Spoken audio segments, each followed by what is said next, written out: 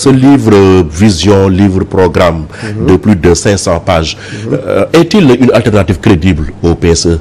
Nous avons une alternative qui s'appelle le plan Millennium Sénégal. Maintenant, on ne peut pas construire un pays sans pour autant s'adosser sur le bilan du président sortant. Donc il a mis en place un bon plan. C'est un très bon plan, je dirais. Même vous le reconnaissez? Je le reconnais. Le plan Sénégal émergent. Il y a eu, je pense, un appel de fonds. Ils ont récolté 5 700 milliards à peu près sur les 9 000 ou 8 000 qu'ils avaient visés. Donc ça veut dire que quelque part, le plan n'est pas financé à 100%.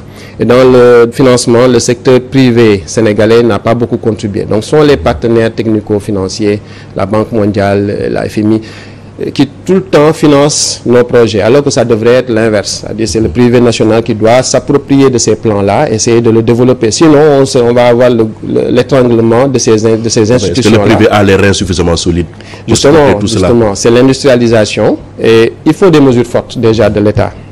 C'est-à-dire déjà si on prenait l'industrie extractive et minière, l'industrie pétrolière, normalement si on commence à bien l'exploiter, exploiter le contenu local, essayer de faire une préférence nationale. Il y a un local content, c'est une préférence nationale.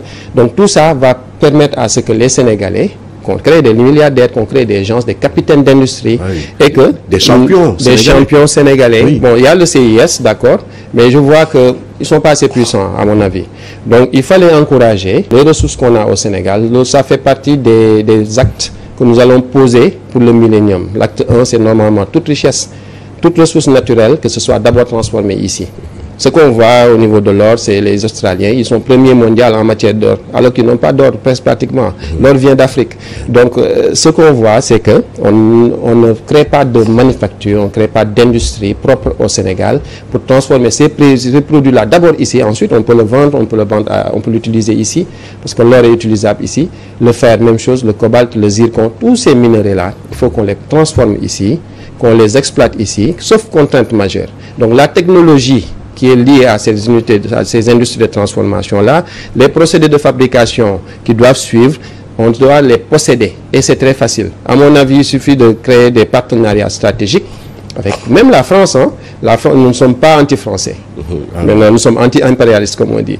Donc, même la France, la Russie, la Chine, il faut ouvrir des partenariats pour ne pas être dépendant de quelqu'un. Donc, on peut faire des partenariats, ouvrir des industries pour le faire, pour créer pour les réacteurs d'avion, pour les moteurs d'avion, moteurs de véhicules, pour des usines de montage de véhicules, etc., etc. Donc, il y a plein de choses qu'on peut faire avec nos minerais. Si on commençait par ça déjà, ça permettrait à ce que les champions sénégalais naissent. On prend le Sénégal oriental.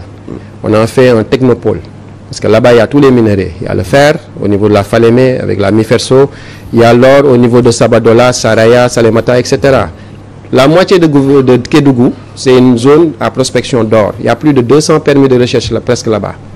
Donc ça veut dire que tous ces minerais-là, si on avait fait des usines pour fabriquer des ordinateurs, parce qu'il faut de l'or, il faut des minerais, si on avait fait des industries pour faire des batteries électriques, même si on ne l'utilise pas pour des véhicules électriques sénégalais, on peut l'utiliser pour les véhicules électriques de Tesla ou bien d'un autre constructeur étranger.